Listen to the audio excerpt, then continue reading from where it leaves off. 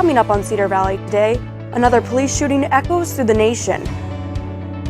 The Senate and House overrides one of Obama's vetoes, and the University of Northern Iowa receives a prestigious award.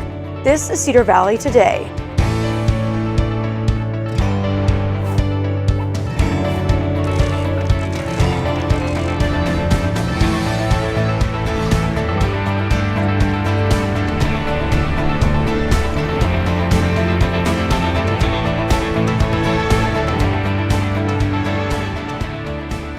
Hello and welcome to Cedar Valley Today. I'm Kaylin Thompson.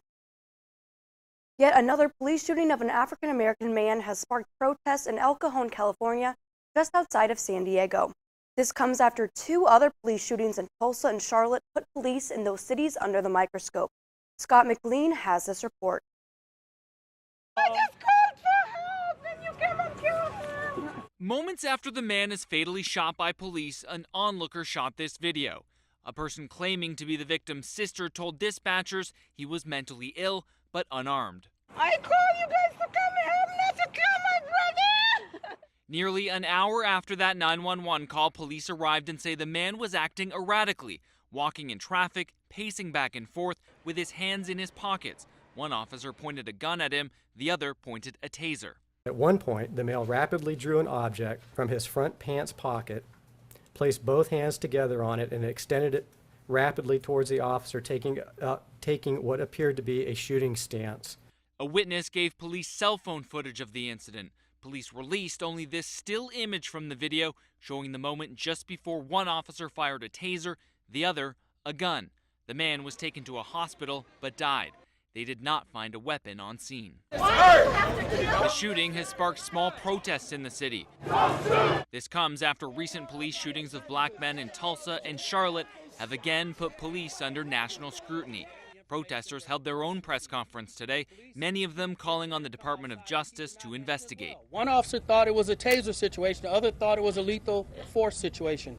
The veteran officers involved have been put on administrative leave. Police are pledging to be transparent but have not called for a third party to investigate. I'm Scott McLean reporting. Family of those killed in the terror attacks on 9/11 are now legally allowed to sue Saudi Arabia. The House voted yesterday afternoon to override President Obama's veto of the legislation by a vote of 348 to 77. The Senate did the same earlier in the day by a vote of 97 to 1. The votes marked the first time in Obama's presidency that one of his vetoes was overturned. The president vetoes the bill, citing Saudi Arabia as a key ally, as well as concerns it could lead to lawsuits against the U.S. due to the actions of diplomats and military service members. Speaking at a CNN town hall in Virginia, the president called the override of his veto a mistake.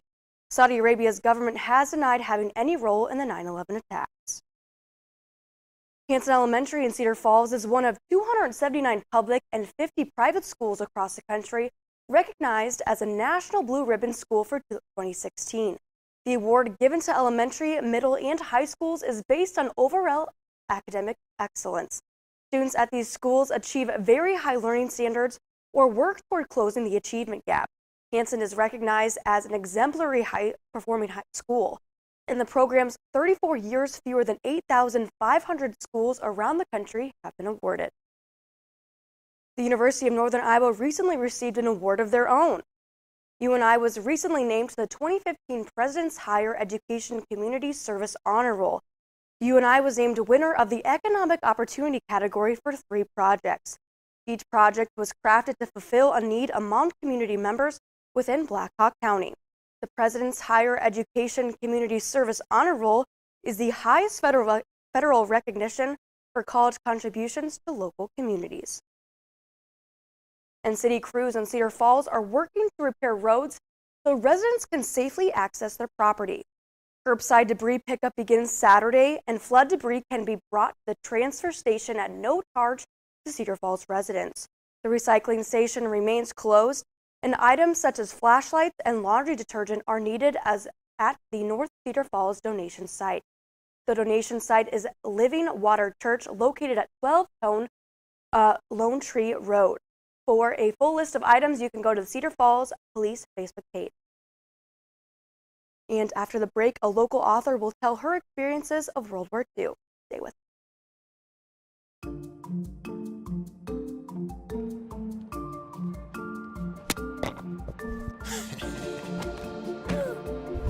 My bad.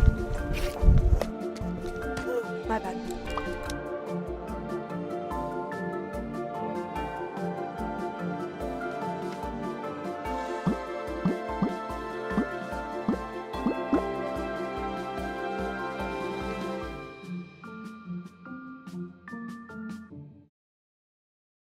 Today, Kids Kingdom Play Area and Memorial Fairgrounds Park will be closed to the public for maintenance.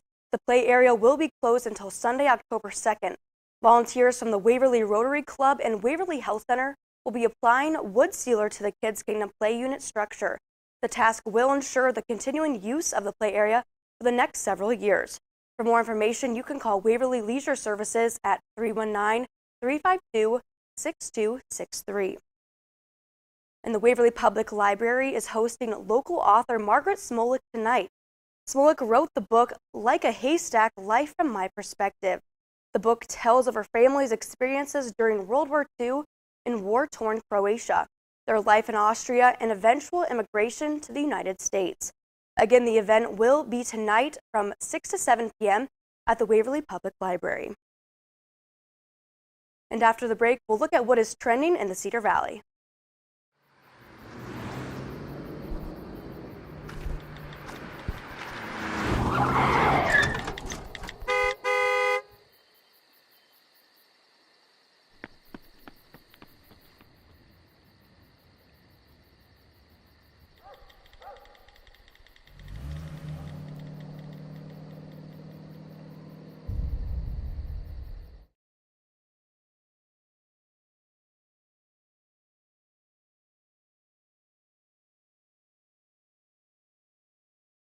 What's trending in the Cedar Valley? St. Patrick Catholic School located in St. Patrick Catholic School located in Cedar Falls has been serving students in the Cedar Valley since 1891. That means the school is celebrating 125 years this year. The school educates early elementary, kindergarten through 4th grade, and middle school 5th through 8th grade. Cedar Valley Today wishes them many more years of education. And Wartburg College held their kickoff event for a dance marathon last night. Students in attendance could save money on their registration fee. And this year's big day is on Saturday, March 25th. You can find more information on their Facebook page. Now let's take a look at your local weather.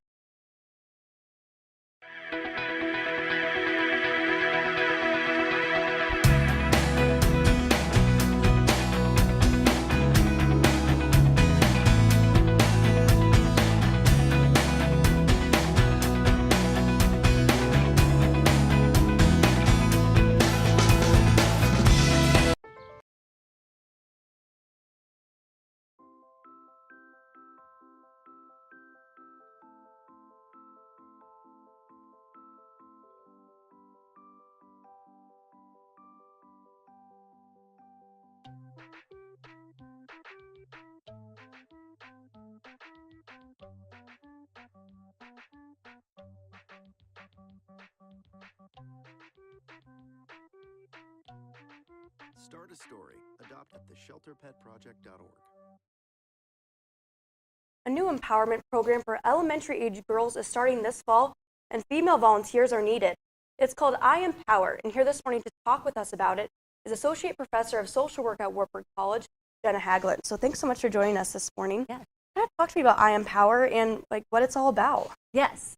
So I had a personal incident happen to me. I have a 7-year-old daughter, and through that process of kind of working out how to handle the situation, I started talking to local school counselors about, well, what programs do we have available for elementary age girls to help empower them?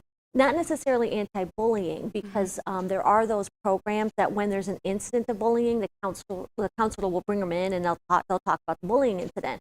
I really was focused on empowerment, and the school counselors across the board said there isn't anything specific for elementary age girls. There is when you start getting into middle school, but not elementary age. So I got together with Cedar Valley Friends of the Family, and together we've created a curriculum for ages 1st through 4th up to 5th grade to create groups. And then we have volunteers, we call them navigators. We'll meet with these groups of girls and mentor them as part of just that empowerment process. Okay, and so you kind of mentioned how it starts in middle school, but there's really none for those elementary students. Kind of why is it so important to start at a younger age? Right.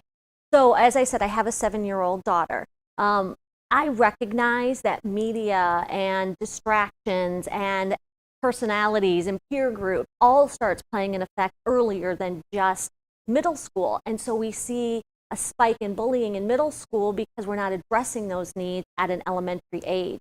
So if we can empower those girls how to have healthy conflict, how to have safe body image, how to figure out who they are as a person, that could then impact them in middle school, prevent a lot of what may or may not occur regarding bullying. Right, and I guess how did you come up with the name I Am Power then? Well, I'm working with a student here on campus, Carly Kreppen, and so she also was a part of that. We were really playing around with the words empowerment, because empowerment can mean a lot of things for a lot of people, but we really wanted it to have an effect for the girls that we were working with, these elementary age girls, and I Am Power says it all. It gives them that voice. Right, and so you kind of talked about what it does for the younger elementary school girls, but kind of what does it do for the volunteers who volunteer their time to be the navigators and kind of mentors for these young girls?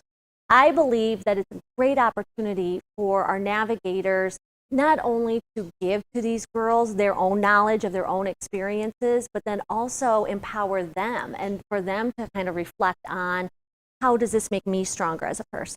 Right, and so for those navigators, there is a workshop on Saturday, October 1st from 9 to 3, and that's in the Student Center, St. Elizabeth room. How do people kind of get involved? Is this just for Wartburg College students, or could community members of high school girls kind of get involved too? Kind of talked about the volunteers. Yeah, so right now the navigators are mainly Wartburg students, but we really want this to be community-based. We don't want this just to be about Wartburg. We want Wartburg to be the one to say that we can do this, but then everybody join in with us. So if they would like to get involved, they would just need to contact me here at Wartburg, and they're more than welcome to show up at the workshop, and we'll give them more information here too. Great, and email then, or phone number, do you have that? Email would be my name, Jenna, Jenna, Haglund, Haglund, at wartburg.edu. Awesome. Well, thanks so much for joining us this morning. Sounds like a great program, and we'll be back after the break.